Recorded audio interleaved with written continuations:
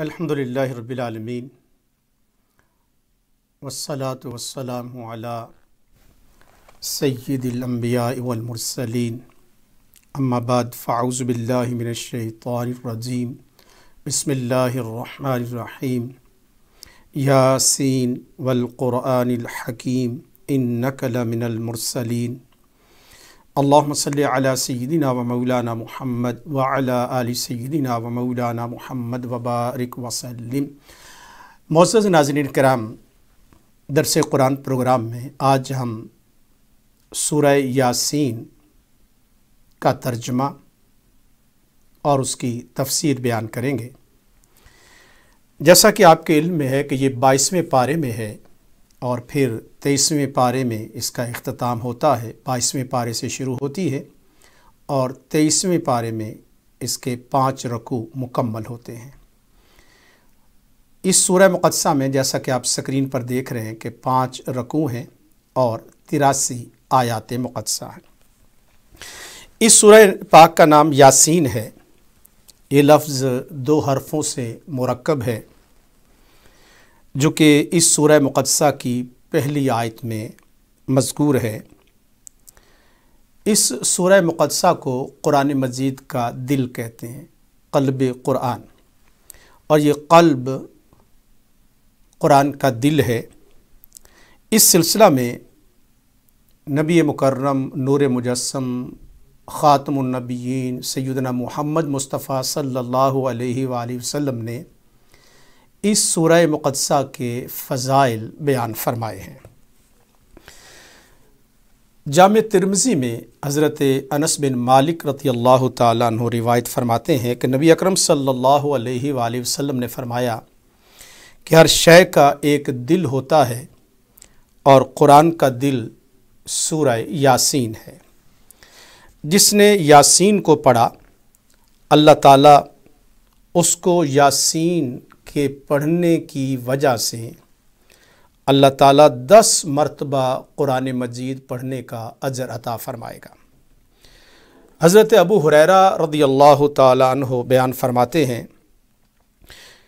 کہ جس شخص نے کسی رات میں سورہ یاسین کو اللہ رب العالمین کی رضا کے لیے تلاوت کیا، اللہ تعالیٰ اس کی رات میں مغفرت فرما دے گا۔ اسی طرح اس سورہ یاسین کے فضائل میں ایک اور مقام پر نبی پاک صلی اللہ علیہ وآلہ وسلم نے ارشاد فرمایا، سنن دارمی میں یہ حدیث پاک ہے کہ جس نے دن کے ابتدائی حصہ میں سورہ یاسین کی تلاوت کی، اللہ تعالیٰ اس کی حاجات کو پورا فرما دے گا۔ اسی طرح حضرت عبداللہ ابن عباس رضی اللہ تعالیٰ عنہما بیان فرماتے ہیں کہ جس نے صبح کے وقت سورہ یاسین کی تلاوت کی، اس کے لیے اللہ تعالیٰ شام تک آسانی پیدا فرما دے گا، اور جس نے رات کی ابتدا میں سورہ یاسین کو پڑھا، اس کے لیے اس رات میں صبح تک اللہ تعالیٰ آسانی پیدا فرما دے گا۔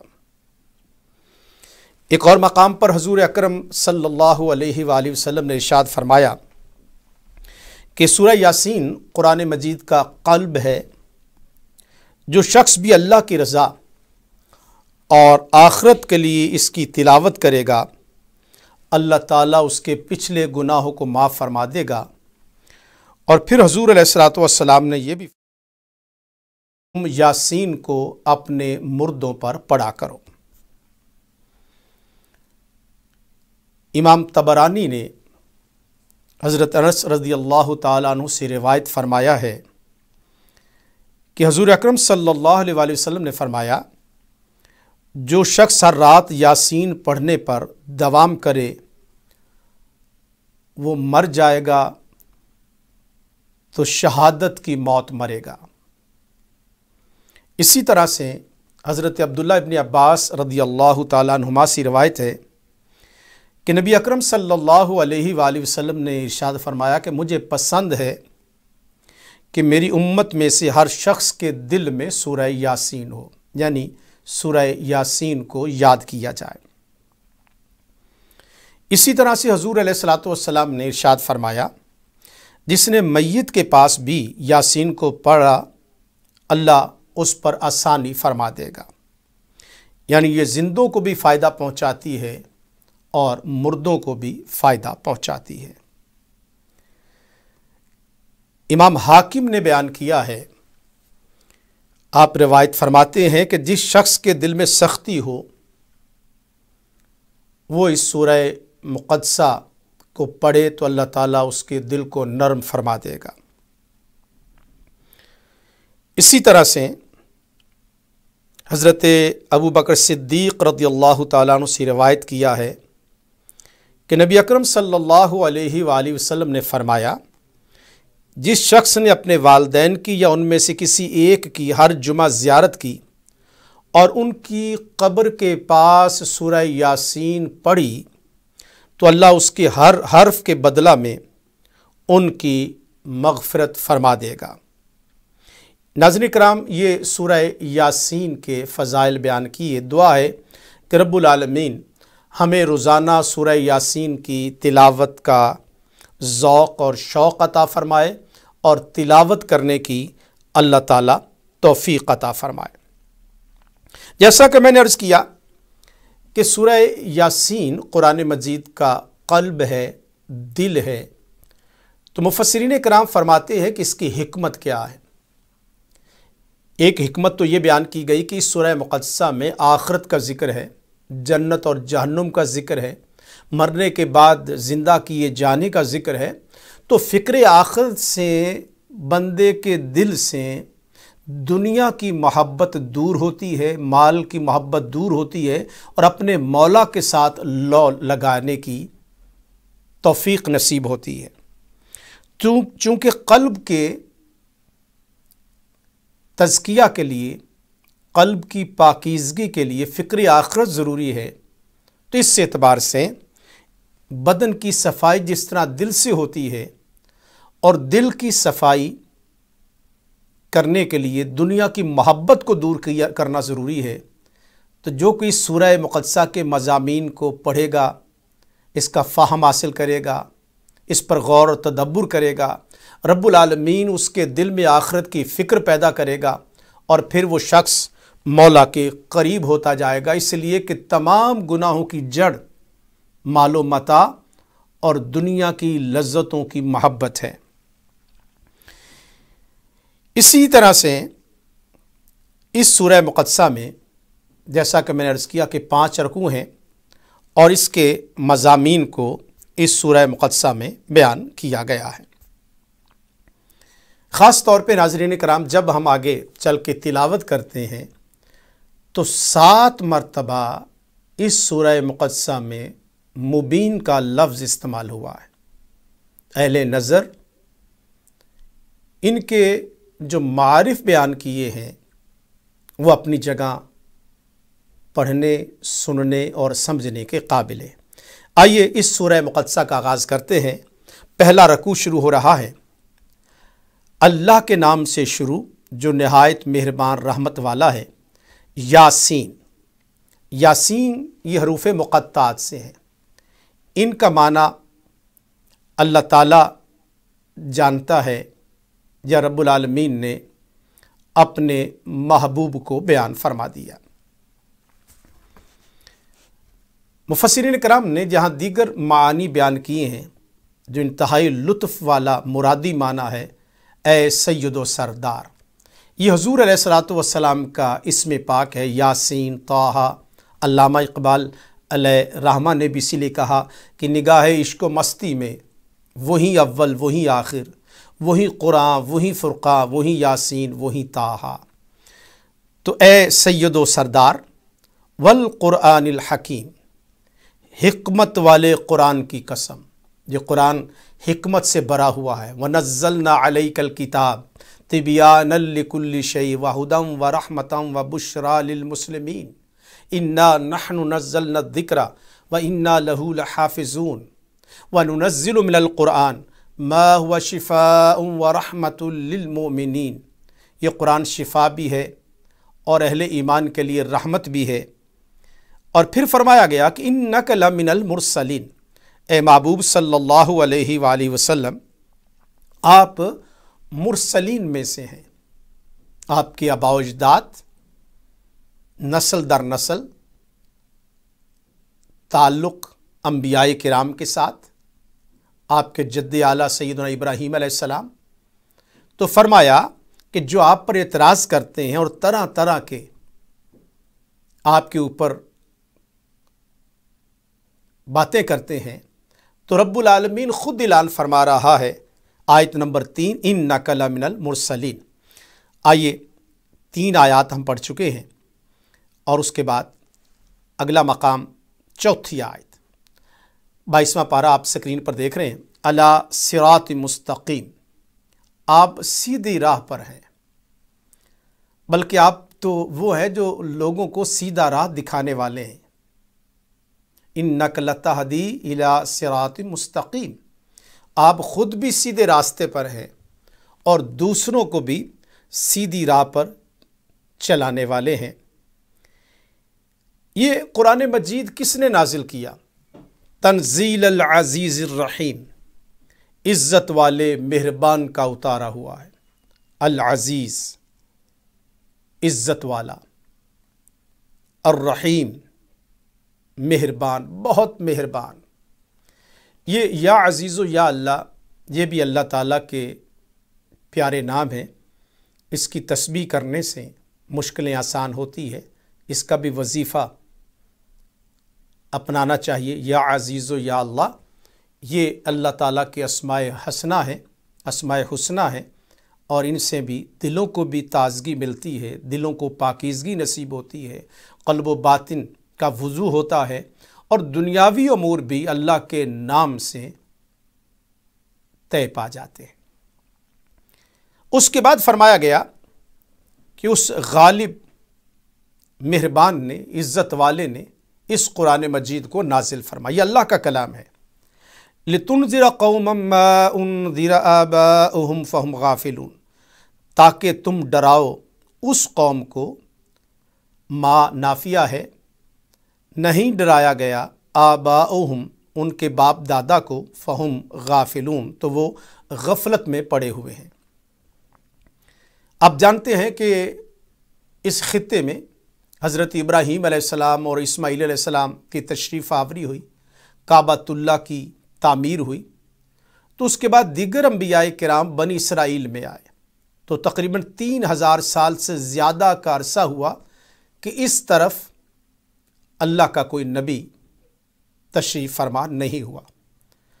اور پھر حضور اکرم صلی اللہ علیہ وآلہ وسلم سے پہلے حضرت سیدنا عیسیٰ علی نبینا وعلیہ السلام، آپ جانتے ہیں کہ 571 سال بعد نبی اکرم صلی اللہ علیہ وآلہ وسلم کی ولادت ہوئی، تو تقریباً 6 صدیاں زمین پر اللہ کا نبی مبعوث نہیں ہوا۔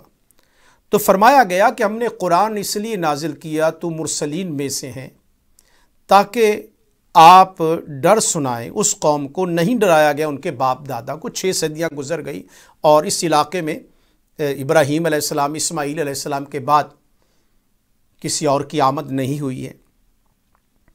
آگے فرمایا گیا آیت نمبر 7 میں، لَقَدْ حَقَّ الْقَوْلُ عَلَىٰ أَكْثَرِهِمْ فَهُمْ لَا يُؤْمِنُونَ، ضرور بے شک ثابت ہو چکی بات ان میں اکثر پر، تو وہ ایمان نہ لائیں گے۔ ترجمہ اس کا کیا ہے کہ بے شک ان میں اکثر پر بات ثابت ہو چکی ہے تو وہ ایمان نہ لائیں گے، یعنی ان تک تو حق پہنچا دیا گیا اور بات بھی ان پر ثابت ہو چکی ہے، لیکن اس کے باوجود آپ نے تو اپنا حق ادا کر دیا ہے۔ لیکن یہ لوگ چونکہ غفلت میں پڑے ہوئے ہیں اور یہ ایمان لانے والے نہیں ہیں۔ یہ قریش مکہ جو کہ مکی صورت ہے، ان تک حضور علیہ الصلاۃ والسلام نے پیغام بھی پہنچایا، اور پھر فرمایا گیا کہ انا جعلنا فی اعناقہم اغلالا فہی الی الاذقان فہم مقمحون، ہم نے ڈال دیے ان کی گردنوں میں طوق، تو وہ ٹھوڑیوں تک ہے۔ اذقان ٹھوڑیاں، فہم مقمحون، تو وہ اوپر کو منہ اٹھائے ہوئے ہیں۔ جب گلے میں توق پڑ جائے، بیڑیاں بھی نیچے ہوں اور گلے میں توق ہو تو بندہ سر نیچے نہیں کر سکتا، نیچے نہیں دیکھ سکتا، تو مطلب یہ ہے کہ یہ ٹھوڑیوں تک ہیں تو اوپر کو منہ اٹھائے ہوئے ہیں۔ ہم نے ان کی گردنوں میں توق ڈال دی ہیں۔ جب توق ڈال دیا جائے تو ان کی ضد بازی کی وجہ سے، ان کی ہٹ دھرمی کی وجہ سے یہ سارا معاملہ ہو رہا ہے۔ تو دراصل قریش مکہ کو اور کفار قریش کو عذاب الہی سے ڈرایا جا رہا ہے اور ان کو بتایا جا رہا ہے کہ تمہاری طرف یہ اللہ تعالیٰ کے رسول آئے ہیں۔ اس کے بعد آیت نمبر ہم نے 8 اور آیت نمبر 9 آگے آپ کو دکھاتا ہوں۔ وَجَعَلْنَا مِن بَيْنِ أَيْدِيهِمْ سَدًّا وَمِن خَلْفِهِمْ سَدًّا فَأَغْشَيْنَاهُمْ فَهُمْ لَا يُبْصِرُونَ۔ ہم نے بنا دی ان کے آگے ایک دیوار، صد کہتے ہیں دیوار کو، وَمِن خَلْفِهِمْ اور ان کے پیچھے سدا ایک دیوار، فَأَغْشَيْنَاهُمْ تو اوپر سے ڈھانک دیا انہیں، فَهُمْ لَا يُبْصِرُونَ تو وہ دیکھ نہیں سکتے۔ آگے بھی دیوار ہو، پیچھے بھی دیوار ہو، اوپر چھت ہو، کوئی سوراخ بھی نہ ہو تو کیا نظر آئے گا؟ ان کی جو کیفیت ہے قرآن مجید نے اس کو بیان کیا کہ ہم نے ان کے آگے دیوار بنا دی، ان کے پیچھے بھی ایک دیوار بنا دی، پھر انہیں اوپر سے بھی ڈھانک دیا تو انہیں کچھ دکھائی نہیں دیتا۔ یہ آیت مقدسہ ہے ہجرت کی رات، جب کفار مکہ نے حضور علیہ الصلوۃ والسلام کو، ان کے گھر کو گھرا ہوا تھا۔ اس موقع پر نبی اکرم صلی اللہ علیہ وآلہ وسلم ہجرت کی رات باہر نکلے تو آپ کے ہاتھ میں آپ نے مٹی اٹھائی اور ان کی طرف پھینکی۔ حضور علیہ الصلوۃ والسلام ان کے درمیان سے گزر گئے، لیکن وہ حضور علیہ الصلوۃ والسلام کو دیکھ نہ سکے۔ یہ آیت مقدسہ بھی وظیفے کے طور پر بھی آپ یاد کر سکتے ہیں، اس کے معنی اور مفاہیم تو ہم سمجھ ہی رہے ہیں۔ اگر کہیں کوئی ظالم حکمران ہو یا کوئی ظالم آفیسر ہو، آپ مظلوم ہو، آپ حق پر ہوں، لیکن وہ ظالم شخص آپ کو تنگ کر رہا ہو تو یہ آیت پڑھیے گا، اس سے اللہ تعالیٰ مشکل آسان فرما دیتا ہے۔ وَجَعَلْنَا مِن بَيْنِ أَيْدِيهِمْ سَدًّا وَمِن خَلْفِهِمْ سَدًّا فَأَغْشَيْنَاهُمْ فَهُمْ لَا يُبْصِرُونَ تو اس کو 7 مرتبہ پڑھیں گے تو انشاءاللہ تعالیٰ اللہ تعالیٰ مظلوم کی مدد فرما دے گا۔ اب چونکہ یہ لوگ جو کفار مکہ ہیں، ان کے دلوں پر پردہ چھا چکا ہے، یہ حق کو ماننے کے لیے تیار نہیں، اپنی ضد بازی اور ہٹ دھرمی کی وجہ سے، وَسَوَاءٌ عَلَيْهِمْ برابر ہے ان پر، أَأَنذَرْتَهُمْ کیا آپ ڈرائیں انہیں، ام یا لم تنذرہم نہ ڈرائیں انہیں، لا یؤمنون ان کے لیے برابر، انہیں آپ ڈرائیں یا نہ ڈرائیں، آپ تو تبلیغ کا حق ادا کر رہے ہیں، لیکن جو کفار مکہ ہیں، یہ تکبر، حسد، کینہ، بغض، مال کی محبت کی وجہ سے یہ حق کو پہچاننے کے لیے تیار نہیں ہیں، تو برابر ہے آپ ان کو ڈر سنائیں یا نہ سنائیں۔ اب اگلی بات یہ ہے کہ ڈر سنانے کا فائدہ کس کو ہوگا؟ کون ہے جو حق کو پہچاننے کے لیے تیار ہوگا؟ فرمایا انما تنذر من اتبع الذکر وخشی الرحمن بالغیب، تم صرف ڈراتے ہو اس کو جو پیروی کرے الذکر نصیحت کی، وخشیہ اور وہ جو ڈرے، الرحمن رحمان سے، بالغیب بغیر دیکھے ہوئے، فبشرہ بمغفرۃ واجر کریم تو تم بشارت دو اسے بخشش اور عزت کے ثواب کی۔ تو آپ تو صرف اسی کو ڈرا سکتے ہیں جو آپ کے سمجھانے پر چلے، نصیحت کو قبول کرے، قرآن مجید کا تابع ہو، خدائے رحمان سے بلا دیکھے ڈرے۔ آپ اسی کو ذکر میں لگائیے، بس آپ اس کو مغفرت اور بڑے درجے کے ثواب کی بشارت دیجیے، جو یہاں اور وہاں اس کے لیے بڑی عزت کا باعث ہے، دنیا میں بھی اور آخرت میں بھی۔ تو یہ جو ایمان بالغیب ہے، اللہ تعالیٰ کو دیکھا نہیں، جنت اور جہنم کو نہیں دیکھا، لیکن اس کی محبت میں گناہوں کو چھوڑ کے بیٹھا ہے، دنیاوی لذتوں کو چھوڑ کے بیٹھا ہے، اپنے مولا کی رضا کی خاطر، تو ڈر تو انہیں ہی سنایا جا سکتا ہے جو ایمان لاتے ہیں۔ تو یہ بہت بڑا ایک مقام ہے کہ وَخَشِيَ الرَّحْمَنَ بِالْغَيْبِ، سورہ بقرہ کے شروع میں بھی کہہ دیا گیا کہ ہدی للمتقین، یہ قرآن مجید فائدہ پہنچاتا ہے متقین کو۔ کون ہے؟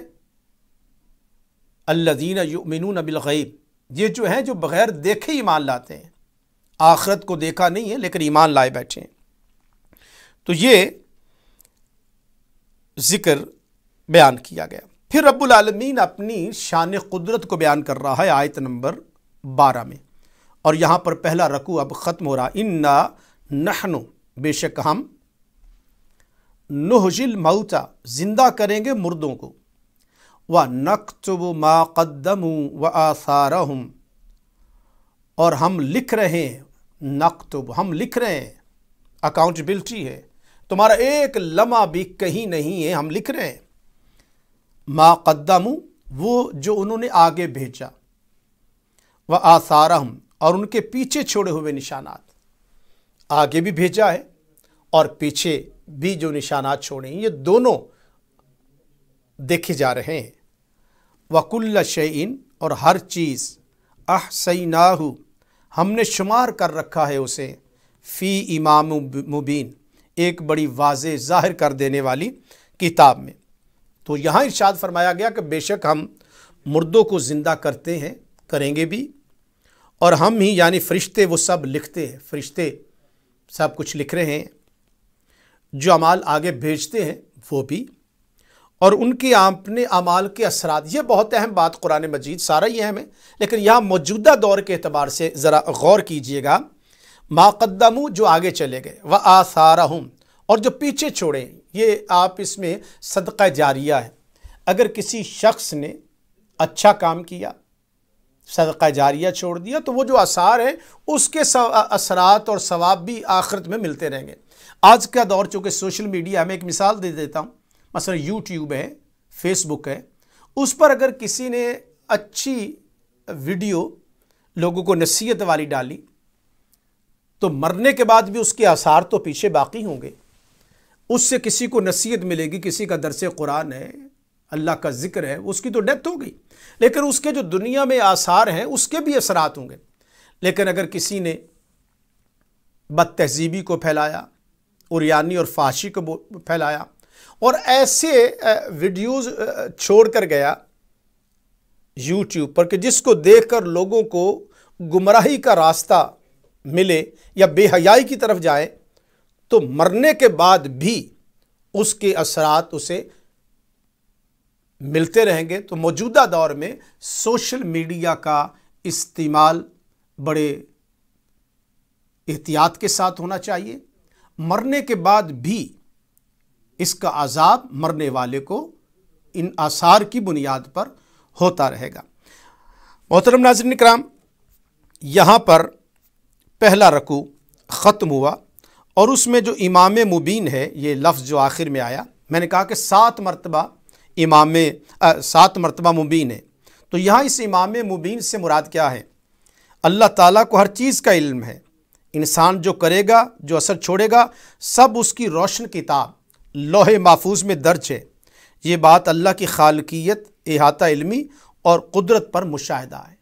یعنی یہاں تو کمپیوٹر میں وائرس آ جاتا ہے، ڈیٹا چوری ہو جاتا ہے، لیکن رب العالمین فرما رہا ہے کہ تمہارا ایک ایک لمحہ میرے پاس ریکارڈڈ ہے، اس سے کوئی بھاگ نہیں سکتا ہے۔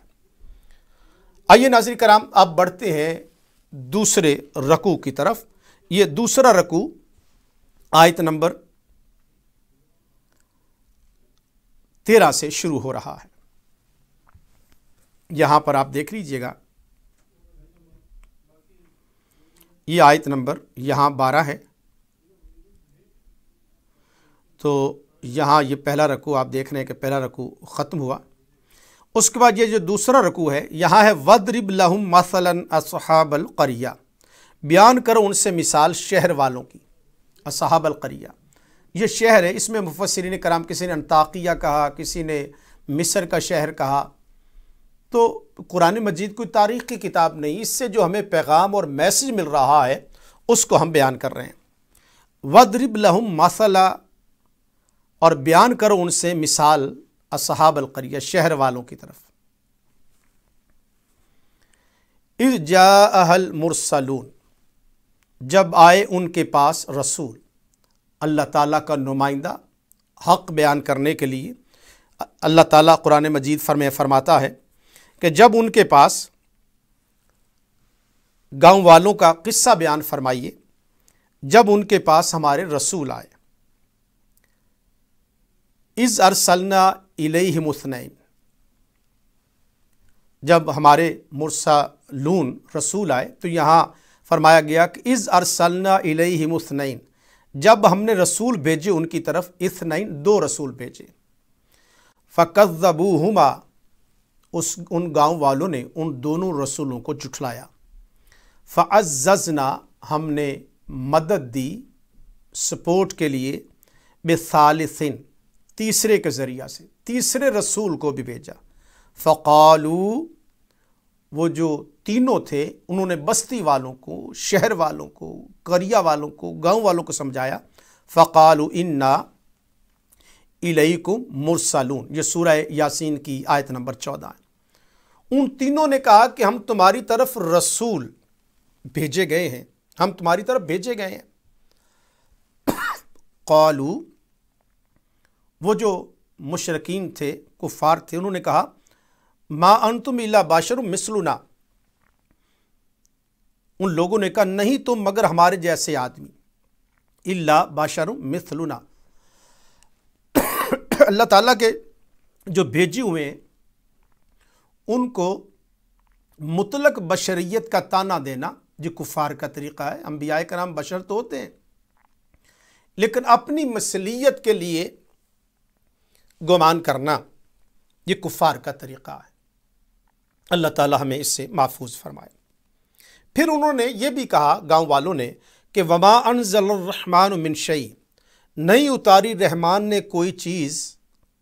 وہ کہنے لگے کہ تم ایسے کہہ رہے ہو، تمہاری طرف رحمان نے کوئی چیز نہیں اتاری۔ ان انتم الا تکذبون، کہ تم تو محض جھوٹ بول رہے ہو۔ قالوا، رسولوں نے کہا ربنا، ہمارا رب، یعلم، جانتا ہے، انا، بے شک ہم، الیکم لمرسلون، کہ ہم تمہاری طرف ضرور بھیجے گئے ہیں۔ تم ہمیں جھٹلا رہے ہو لیکن ہمارا کردار تمہارے سامنے ہے، تمہاری طرف ہم بھیجے گئے ہیں، اور ہمارا کام جبرن نہیں ہے، ہمارا کام ہے تم تک پہنچانا۔ وما علینا الا البلاغ المبین، ایک مبلغ کا کام کیا ہوتا ہے؟ آسان طریقے سے، ادعو الی سبیل ربک بالحکمہ والموعظۃ الحسنہ وجادلہم باللتی ہی احسن۔ مبلغ کا کام یہ ہوتا ہے کہ اچھے طریقے سے، اپنی گفتار سے، اپنے کردار سے اس پیغام کو پہنچا دیا جائے۔ چاہیے تو یہ تھا کہ وہ گاؤں والے ان مرسلین کا ادب کرتے، ان کی بات کو مانتے، لیکن ماننے کی بجائے انہوں نے حجت بازی سے کام لینا شروع کر دیا۔ تو وہ جو منکرین حق تھے وہ ایمان لانے کی بجائے الٹی تہمت لگانے لگ گئے، اللہ کے پاک اور نیک بندوں پر الزام تراشیاں کرنے لگ گئے۔ قالو، وہ لوگ بولے، وہ کہنے لگے انا تطیرنا، بے شک ہم منحوس سمجھتے ہیں، استغفر اللہ، بکم، تمہیں، لئن لم تنتہوا، اگر تم تبلیغ سے باز نہ آئے، اگر تم رکے نہ، لنرجمنکم، تو ضرور ہم سنگسار کریں گے تمہیں، ولیمسنکم، اور ضرور پہنچے گی تمہیں، ضرور مس کرے گی تمہیں، منا، ہماری طرف سے، عذاب علیم، ہم تمہیں سنگسار بھی کر دیں گے اور دردناک عذاب بھی دے دیں گے۔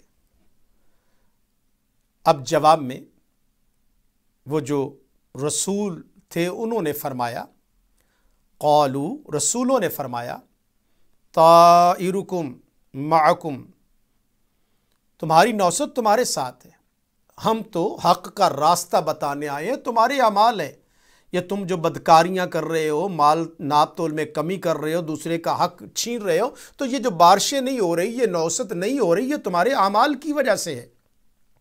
قالوا طائرکم معکم، تمہاری نوست تمہارے ساتھ ہے، مطلب یہ ہے کہ تمہاری وجہ سے تمہاری نوست ہے۔ ان ذکرتم، کہ اگر تمہیں نصیحت کی جائے، تم اس بدشگونی کہتے ہو اور انکار کرتے ہو، وہ کہتے ہیں کہ ہم تو تمہیں نصیحت کر رہے ہیں، ہماری نصیحت میں کوئی نحوست نہیں ہے، بدشگونی نہیں ہے، بل انتم قوم مسرفون، بلکہ تم حد سے بڑھنے والے ہو، حدود کو پھلانگنے والے ہو، حق کو چھوڑنے والے ہو۔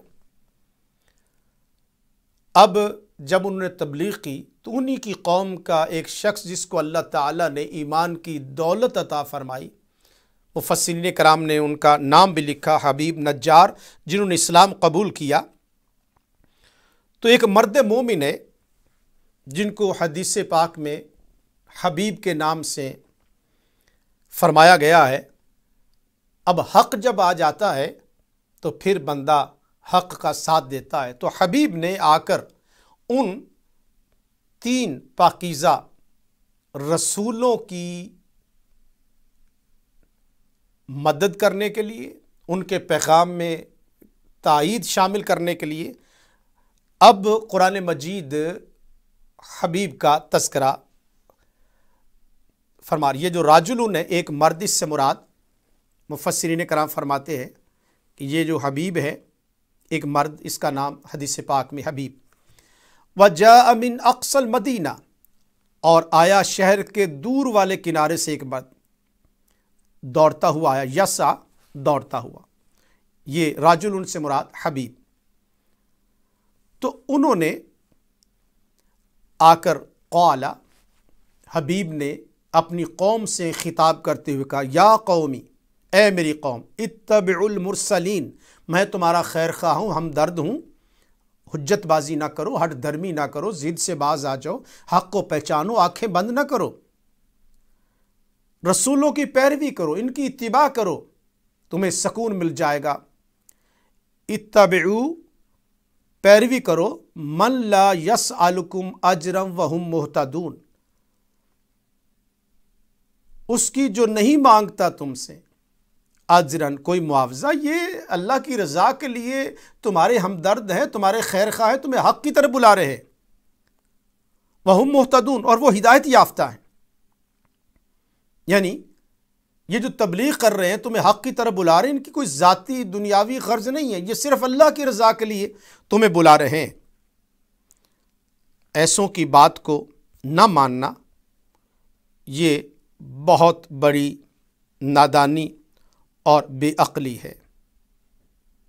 پھر 22واں پارہ یہاں پہ ختم ہو رہا ہے، اور اس کے بعد یہ آپ دیکھ رہے ہیں 23واں پارہ شروع ہو رہا ہے،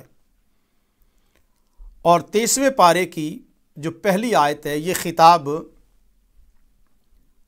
اس مرد مومن حبیب کی گفتگو ہے۔ وَمَا لِيَ لَا أَعْبُدُ الَّذِي فَطَرَنِي وَإِلَيْهِ تُرْجَعُونَ، اور کیا ہے میرے لیے، یعنی مجھے کیا ہے، لا اعبد، کہ میں عبادت نہ کروں، الذی، اس ذات کی، فطرانی، جس نے پیدا کیا مجھے، وَإِلَيْهِ تُرْجَعُونَ، اور اسی کی طرف مجھے بھی لوٹ کے جانا ہے اور تمہیں بھی لوٹ کر جانا ہے۔ آگے پھر شرک کی نفی کر رہے ہیں حضرت حبیب۔ اَأَتَّخِذُ مِن دُونِهِ آلِهَةً اَن يُرِدْنِ الرَّحْمَنُ بِضُرٍّ لَا تُغْنِ عَنِّي شَفَاعَتُهُمْ شَيْئًا وَلَا يُنْقِذُونَ، تو کیا میں بنا لوں اس اللہ کے سوا معبود، یعنی یہ ممکن نہیں ہے کہ اللہ کو چھوڑ کر اللہ کے غیروں کے ساتھ دوستی لگا لوں، اور اگر اللہ تعالیٰ مجھے کوئی نقصان پہنچانا چاہے تو ان بتوں کی، ان باطل معبودوں کی سفارش مجھے کوئی نفع نہیں پہنچائے گی۔ لا تغنی عنی شفاعتہم شیئا، تو ان کی سفارش مجھے کوئی نفع نہ دے۔ ولا ينقذون، اور نہ وہ بچا سکیں گے مجھے، اللہ کے مقابلے میں کون بچا سکتا ہے؟ تو دوستی اسی اللہ سے لگانا چاہیے کہ جو دنیا میں بھی اور آخرت میں بھی راحت بھی دیتی ہے، قلبی سکون بھی عطا فرماتی ہے۔ پھر جیسا میں نے عرض کیا، یہ دوسرا مبین ہے۔ پہلا مبین آپ نے پڑھا 12ویں آیت میں، اور یہ دیکھیے ناظرین کرام، یہاں پر بھی یہ مبین، یہ دوسرا مبین، انی اذا لفی ضلال مبین، بے شک میں اس وقت ضرور کھلی گمراہی میں ہوں گا۔ اگر اللہ کو چھوڑ کر ان کمزوروں کا سہارا لیا جائے جو معبودان باطلہ ہیں تو ضرور میں کھلی گمراہی میں ہوں گا۔ پہلا امام مبین کہ ہر چیز لکھی ہوئی ہے، کوئی اس حساب و کتاب سے بچ نہیں سکتا۔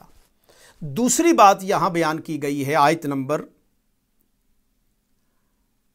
24 میں کہ اگر اللہ کو چھوڑ کر کوئی معبودان باطلہ کی طرف جاتا ہے تو وہ کھلی گمراہی میں ہوگا۔ پھر حبیب آگے بیان کرتے ہیں، انی آمنت بربکم فاسمعون، بے شک میں ایمان لایا تمہارے رب اللہ پر تو تم سنو میری بات۔ اب مفسرین کرام فرماتے ہیں کہ ان کو سنگسار کر دیا گیا، حضرت حبیب کو شہید کر دیا گیا۔ یہ بات جب اللہ کی توحید کو بیان کیا تو ان لوگوں نے انہیں شہید کر دیا۔ جب شہید ہوئے تو اللہ تعالیٰ نے جنت عطا فرما دی، اور یہ حکم دیا جا رہا ہے آیت نمبر 26 میں، قیل ادخل الجنہ، اسے فرمایا گیا کہ تو داخل ہو جا جنت میں۔ سبحان اللہ، جنت میں داخل کر دیا گیا۔ آیت نمبر جو 25 ہے، قیل ادخل الجنہ، جنت میں، آیت نمبر 26 ہے، جنت میں داخل ہو جا۔ اب یہاں سے یہ جو جملہ ہے حضرت حبیب کا ہے، قال یا لیت قومی یعلمون، اے کاش میری قوم جان لیتی۔ یہ اب تو مرنے کے بعد کا معاملہ ہے، میں تو جنت میں چلا گیا۔ یعنی بندہ مومن کی بہاریں جو ہی موت کا وہ ذائقہ چکھتا ہے تو اس کی بہاریں شروع ہو جاتی، بما غفر لی ربی وجعلنی من المکرمین۔ سبحان اللہ، یہ بات جان لیتی کہ اللہ تعالیٰ نے مجھے بخش دیا ہے، میری مغفرت فرما دی ہے، میرے رب نے مجھے معاف کر دیا ہے، اور کیا مجھے عزت والوں میں سے، اور مجھے عزت والوں میں شامل کر دیا، مجھے مکرمین میں شامل کر دیا، بڑی تکریم ملی ہے مجھے۔ اس کے بعد وہ جو قوم جس نے اللہ کے مقبول بندوں پر ظلم کیا اور حضرت حبیب کو شہید کیا، انہیں سنگسار کیا، پھر ان کے اوپر عذاب آیا۔ اور یہاں قرآن مجید فرما رہا ہے آیت نمبر 28 میں، دوسرا رکوع ابھی جاری ہے، وَمَا أَنزَلْنَا عَلَىٰ قَوْمِهِ مِن بَعْدِهِ مِن جُنْدٍ مِّنَ السَّمَاءِ وَمَا كُنَّا مُنزِلِينَ، اور ہم نے نہ اتارا اس کی قوم پر اس کے بعد، یعنی وہ جو واقعہ ہوا سنگسار کیا تو اس کے کوئی لشکر، من جند یعنی لشکر میں سے کوئی لشکر، من السماء آسمان سے ہم نے کوئی لشکر نہیں اتارا کہ ان کو مارنے کے لیے ہمیں کوئی بہت سٹرگل کرنے کی ضرورت تھی۔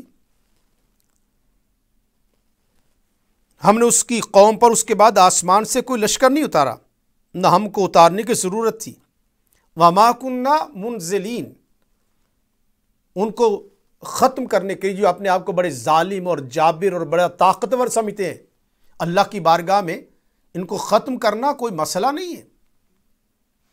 اللہ تعالیٰ فرماتا ہے کہ ہم نے کوئی لشکر نہیں اتارا اور نہ اتارنے والے تھے۔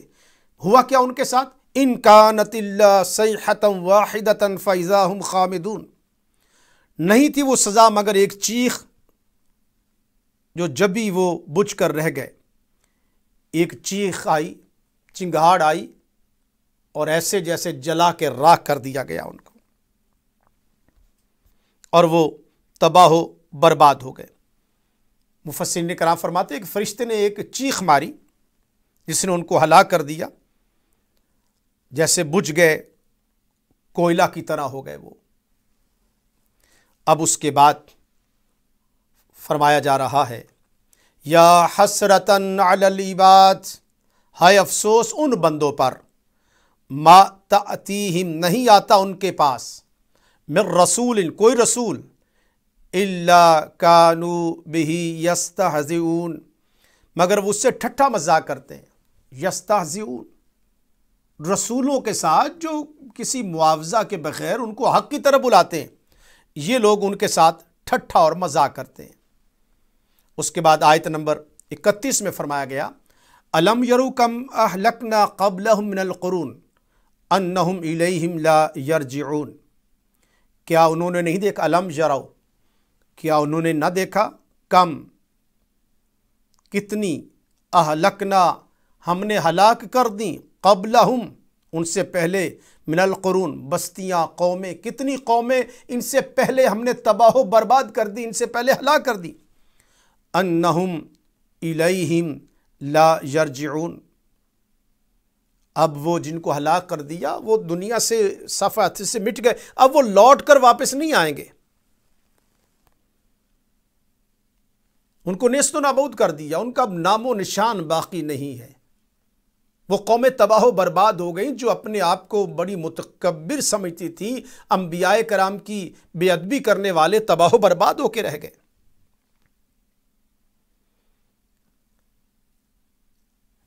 اس کے بعد ناظرین کرام یہ دوسرا رکوع یہاں پہ ختم ہو رہا ہے، یہ آپ دیکھ لیجئے گا، یہ دوسرا رکوع ہے محضرون، وَإِن كُلٌّ لَمَّا جَمِيعٌ لَدَيْنَا مُحْضَرُونَ اور نہیں سب مگر تمام ہمارے حضور حاضر کیے جائیں گے، جتنے بھی ہیں سب کے سب ہمارے حضور حاضر کیے جائیں گے۔ جیسا میں نے شروع میں کہا کہ یہ سورہ یاسین قرآن مجید کا دل ہے اور آخرت کا بیان کس انداز میں بیان کیا جا رہا ہے، وَإِن كُلٌّ لَمَّا جَمِيعٌ لَدَيْنَا مُحْضَرُونَ اور جتنے بھی ہیں سب کے سب ہمارے حضور حاضر کیے جائیں گے، کوئی بھاگ نہیں سکے گا، لوٹ کر نہیں آئیں گے، قیامت کے دن ان کا احتساب ہوگا، وہ اللہ تعالیٰ کی بارگاہ میں ان کو وہاں پر آنا پڑے گا۔ یہاں پر معزز ناظرین کرام دوسرا رکوع یہاں پہ ختم ہوتا ہے، تو انشاءاللہ تعالیٰ اس سورہ مقدسہ کے 5 رکوع ہیں، اگلی نشست میں ہم انشاءاللہ تعالیٰ آیت نمبر 33 سے مزید سورہ یاسین کا بیان کریں گے۔ آج 2 رکوع آپ نے سماعت کیے، دعا ہے کہ رب العالمین قرآن مجید پڑھنے، سمجھنے اور اس پر عمل کی توفیق عطا فرمائے۔ اجازت چاہتا ہوں، والسلام علیکم ورحمۃ اللہ وبرکاتہ۔